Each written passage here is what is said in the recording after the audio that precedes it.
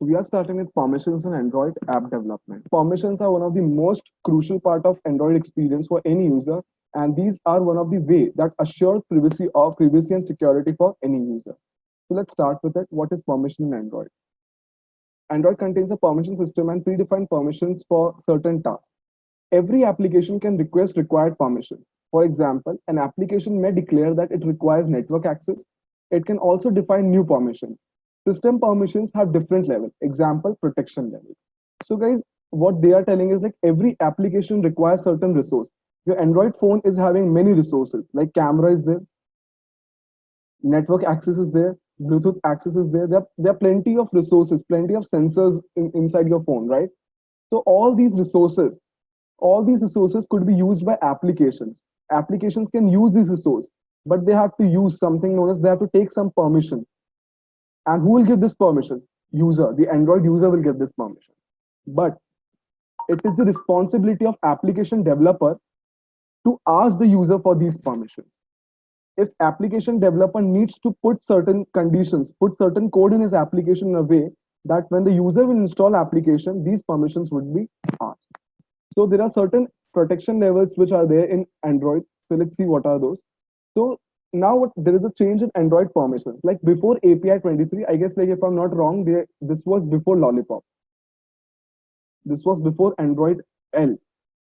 Before Android L, the requests permissions are present to the user before installing the application. If you all remember the scene, guys, you must be aware. Like when we used to install applications from Play Store, at the time of installation itself, all the permissions, all the resources which the application might be using were given to the user, and user could accept the agreement. And once he accepts the agrees to install all, agrees to give access to all these permissions, then only the application used to get installed.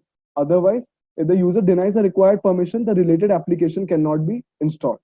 The check of the permission is only performed during installation. Permission cannot be denied or granted after the installation. This is also one of the major problems which was there with the previous model. That once the user has given the permission, he cannot deny or grant it after the installation. In fact, the installation won't progress if he has not given the permissions which are required for the application to work.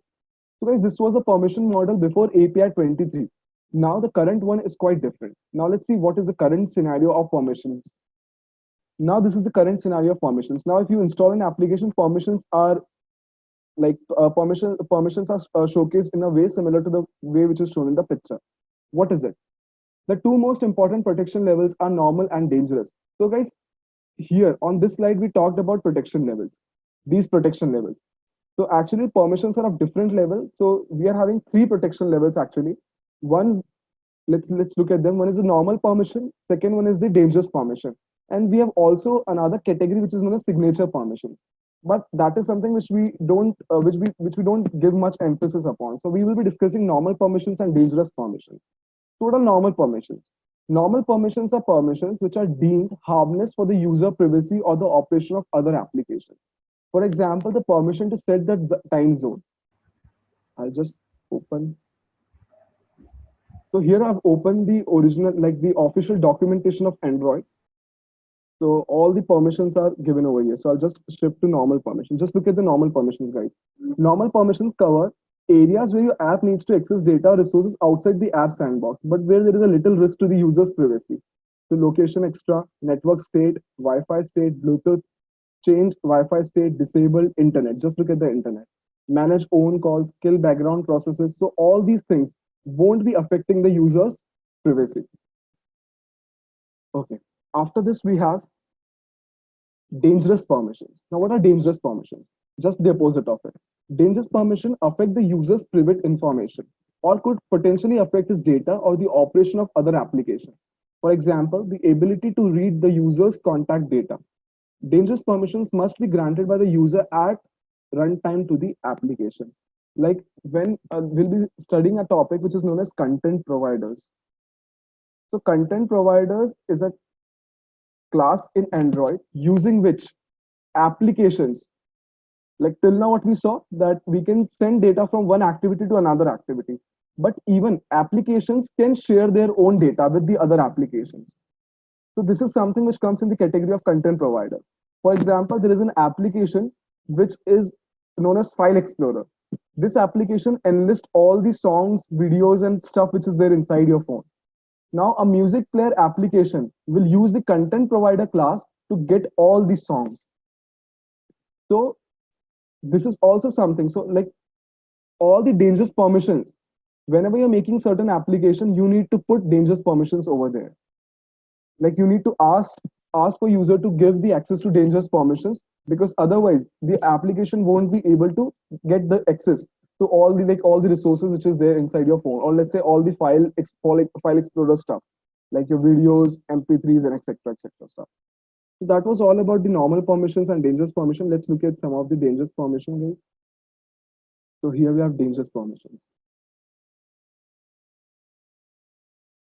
Look at them: read calendar, write calendar, camera, contacts, SMS, storage, sensors. So all the sensors are grouped under this category. So the location, the GPS on which we were talking about. So we are having two things which comes with it: access find location and access course location. We'll be studying it when we'll be working with Maps API. At this moment, in today's class, we shall be working with this one: send SMS permission. So let's move to the permission slides only. Okay, now what happens whenever certain application is installed? Android will display a box like this, a dialog box like this. So is this a dialog box, guys? What type of menu is this? Is this a menu or dialog box? It's an alert dialog box. But the problem is the Android developer can write the code to display the dialog box. Which one? This one, the default dialog box, to ask the permission. But he cannot edit this. Remember, guys, he cannot edit this. What he can do is, like, he can create another dialog box to clarify user more about the permission. We'll see that.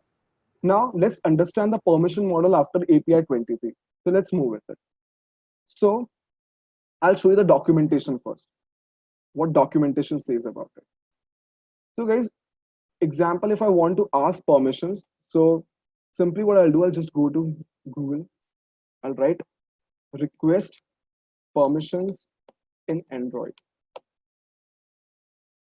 The first one. Let's click on this. Now, this is the official documentation. So all the things which you want to know about permissions or app permissions, all the attributes and other stuff would be given over here.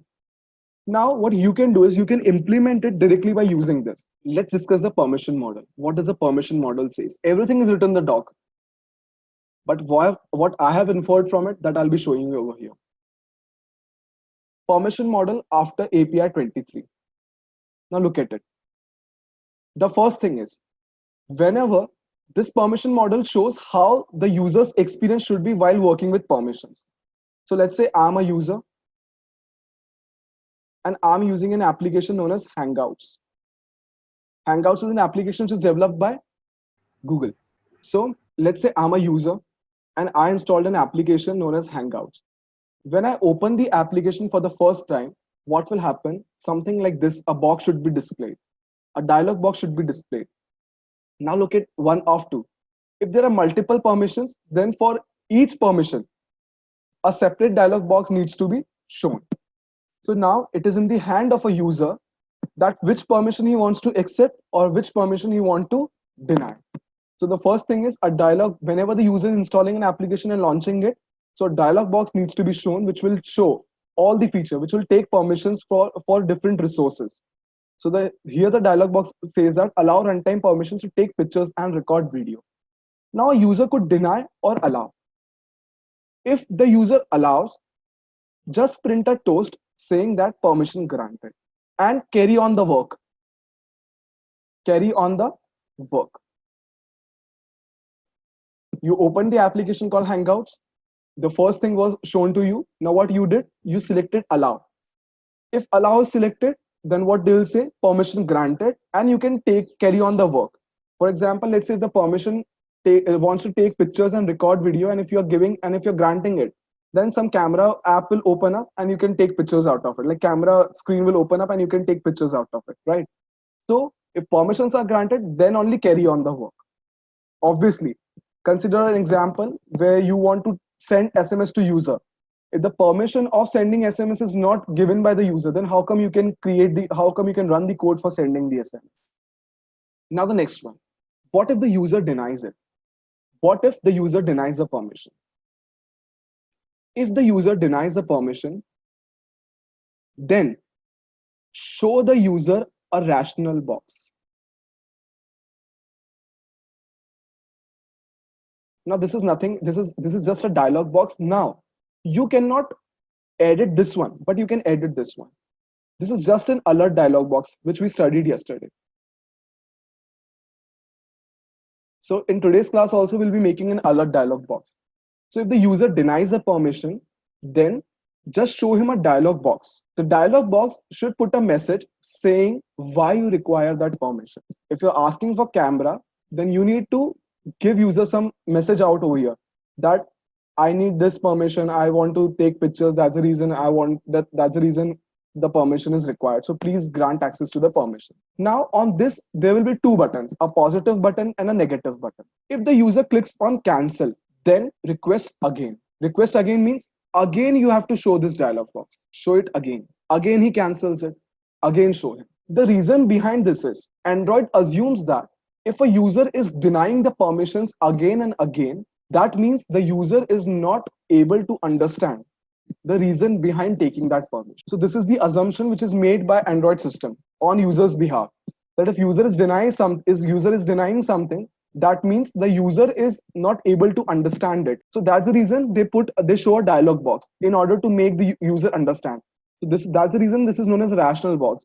They want to rationalize the thinking of a user. They want to provide an appropriate reason why the permission is required. Now, if the user, when the dialog box is displayed to the user, if he clicks on the OK button, then again the permission box will be shown to the user. But this time, the permission box is having something more to it. What is it, guys? Never ask again. So thing is like, guys, allow runtime. Now what it is telling, it will show the same runtime position, but this time it will show it with a never ask again box.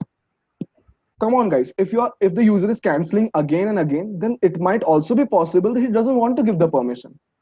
If he'll again and again show the dialog box to the user, he'll get irritated. And what he'll do? He'll straight away uninstall the application. So that's the reason this permission model has been created. So now what they are telling is, if the user clicks on OK, then show the dialog box. This would be the last time when this dialog box will be shown. If the user clicks on deny this time, a toast called permission denied will be shown, and the application won't work with that feature. Application won't be providing that feature anymore. That is, that feature will be taken away. Feature restriction. That is, Hangout will work, but Hangout won't be using your camera. So like all the features which use camera, they won't be accessible to the user. If he has denied, then permission would be denied. If he allows, then permission would be granted. And you can carry on the work. But if he clicks on this never ask again button, and then he clicks on deny, obviously if I'm checking this one, then allow button will go out of the visibility, then it will go invisible. But deny button, like after checking this out, if I'm clicking on deny, then what will happen? It will straight away go and it will say permission denied. But this time there will be a difference. If you are checking never ask again and then you are clicking on deny, then it will go to the permission deny and it will restrict the application. But guys, you're clicking on deny with never ask again, then what will happen? Again, the dialogues will be shown to you. Now here is the code for you. This is the code which will be required for permission. If you'll understand the code, no problem. If you won't, then you can straight away use from developers.google also. What I'll suggest you is use the code from developers.google. And once you use the code from there, because obviously like that will just provide a basic structure of the code. Like all the things the flow will be coded for you. What you have to do, you have to just write what if the permission is granted, what if the permission is not granted. That's it. The first step, it says that go to manifest and write a tag over there for the permission which you require. Let's move further. Then it says that check for permission. Now the structure which I showed you over there, that is given over here. Just look at it. The same structure is given over here. So you can straight away copy this and put it in your application and you can work with the permission. But let's understand each and every code fragment, then only it would be a better approach. So what we'll do, let's move to the Android Studio. Now what I'll do is, let's make an application which is having two edit text and a button. This is a send button. This is the message button, message body. And this one is to whom you want to send the message. So here you'll write the number of the person to whom the message needs to be sent. And here you'll be writing the message, what message needs to be sent to that person, and you'll just click on send. When you'll just click on this, then what will happen? The message will be sent to this user using your mobile number. To send the message, a permission called send SMS is required. So first of all, we will ensure that this permission is asked from the user when the user installs the application. So in order to do that, what we'll do, we'll work with the permission model as given by the Google. But before directly starting with the actual application, what we will be doing basically is, we'll just make an application which will be having a button over here, request permission. So what will happen when the user will click on this permission, request permission button, then the permission will be asked. Which permission? Send SMS permission.